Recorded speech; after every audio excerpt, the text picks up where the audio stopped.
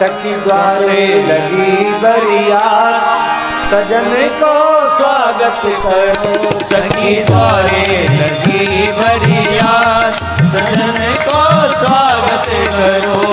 कलानियां कह रही हैं स्वागत करो, और स्वागत में क्या कह रही है ध्यान से सुनो। दुई दुल्हा क्यों गोरे दरसत, दुई दुल्हा क्यों गोरे दरसत, दुई क्यों सांवर गात, सजन को स्वागत करो। हाँ दुई क्यों सांवर गात, सजन को स्वागत करो। सखी द्वारे लगी बरियात, सजन को स्वागत करो। सखी द्वारे लगी बरियात, सजन को स्वागत करो। भाई माता पिता गोरे हैं, पर दो बालक गौर और दो श्याम कैसे हैं?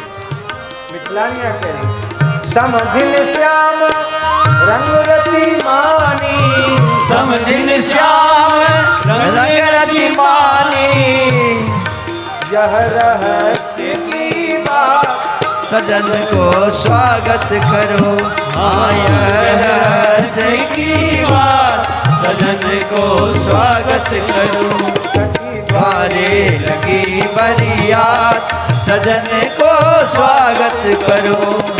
द्वारे लगी बरियात, सजन को स्वागत करो। कौशल्या जी हमेशा रंगनाथ भगवान की सेवा में ही रहती है, इसलिए मिथुन समधिन श्याम रंग रति माने, और वे रंगनाथ भगवान ही रघुनाथ हैं, अलग नहीं है, इसलिए श्याम है।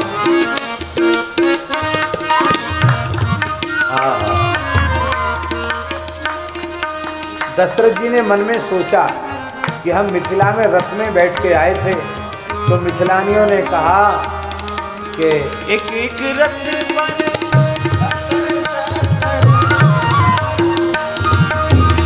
एक रथ ऊपर बैठे दशरथ, एक रथ ऊपर बैठे दशरथ,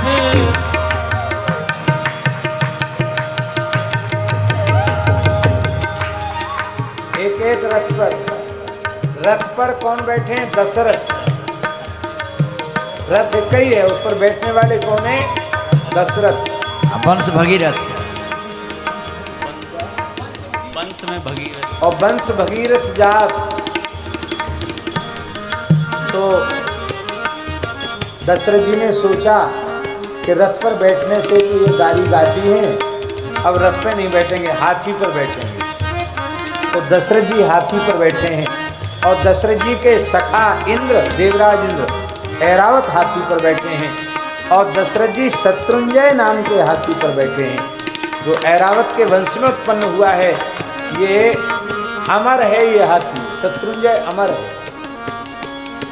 पद्म पुराण में इसकी बड़ी महिमा का, बड़े पराक्रम का वर्णन है, शत्रुंजय नाम का हाथी। और ये शत्रुंजय नाम का हाथी ऐसा विलक्षण हाथी है कि इस पर महाराज वैवस्वत मनु की भी सवारी निकली थी, दशरथ जी की सवारी निकली है, और जो चक्रवर्ती सम्राट पद पर अभिषिक्त होता वो शत्रुंजय नाम के हाथी पर बैठकर जाता है। इसलिए गजेन महता यांतम, वाल्मीकि रामायण में है, गजेन महता यांतम श्वेत क्षत्र व्रताननम। दशरथ जी कहते हैं शत्रुंजय नाम के हाथी पर श्वेत छत्र तना हुआ है, ऐसे रघुनाथ जी को युवराज के रूप में सवारी निकलती हम कब देखेंगे? दशरथ जी कह रहे हैं। आज दशरथ जी हाथी पर बैठे हैं। समधी जी हाथी पर बैठे, समधी जी हाथी पर बैठे, मेरे मूछ पर हाथ, सजन को स्वागत करो। हाँ मेरे मूछ पर हाथ, सजन को स्वागत करो। सखी द्वारे लगी बरियात, सजन को स्वागत। बक्सर में श्री सीताराम विवाह महोत्सव में पूज्य बक्सर वाले महाराज जी, हमारे टूंडल वाले भैया जी को, इन्हीं को दशरथ जी की भूमिका में जो पीछे भैया बैठे हैं, बड़े सुंदर लगते थे दशरथ जी के रूप में। और ये मामा जी इशारा करते तो फेरे मूछ पर हाथ। है? बड़ी सुंदर झांकी। मूछ पर हाथ फेरने वाली बात ही है, क्यों ना हो।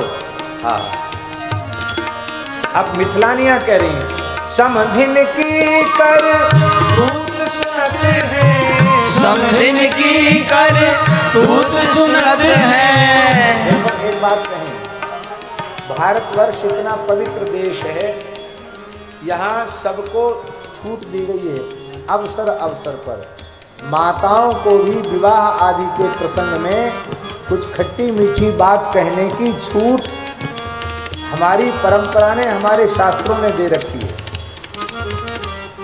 इसका आशय क्या है गुरु जी? इसका आशय यही है कि वे सदा सर्वदा अपने पातिव्रत की मर्यादा में ही रहें। कथनचित उन्हें कुछ कहना सुनना है तो विवाह आदि के अवसर पर अपने समूह में कुछ कह लें, गा लें। उससे किसी को राग द्वेष नहीं होता, उसमें सबका रसवर्धन ही होता है, क्योंकि वह स्नेहाधिक्य के कारण ही वे इस प्रकार की। और सब जगह, मध्य प्रदेश हो, उत्तर प्रदेश हो, राजस्थान हो, बिहार हो, बंगाल हो, उड़ीसा हो, ये विवाह के समय माताओं को कुछ न कुछ गाना। और आश्चर्य है, पुरुष वर्ग को पता नहीं चलता है कि किसका क्या नाम है, और वो माताएं कैसी त्रिकालदर्शिनी होती हैं, उनको सबका पता चल जाता है। ये इनका मौसा लगता है, ये मामा लगता है, ये भांजा लगता है, और सबका नाम ले लेकर गारी गा देती है, बना भी लेती है, रचना कर लेती है और गारी गा देती है। इसलिए आप लोग अन्यथा मत लेना। मिथिलानियां कहती हैं, समधिन की कर तूत सुनत है, समधिन की कर तूत सुनत है। तब हूँ नहीं लजात सजन को स्वागत करो। हाँ, तब हूँ नहीं लजात सजन को स्वागत करो। सखी द्वारे लगी बरिया, सजन को स्वागत करो। सखी द्वारे लगी बरिया, सजन को स्वागत करो। लाज शरम सब गिरवी रख के, लाज शरम सब गिरवी रख के। मगही पान चबात सजन को स्वागत करो। हाँ, मगही पान चबात सजन को स्वागत करो। सखी द्वारे लगी बरियात, सजन को स्वागत करो। द्वारे लगी बरिया सजन को स्वागत करो। नारायण प्रभु व्यंग वचन सुनी, नारायण प्रभु व्यंग वचन सुनी। मंद मंद मुस्कात सजन को स्वागत हो। मंद मंद मुस्कान सजन को स्वागत करो।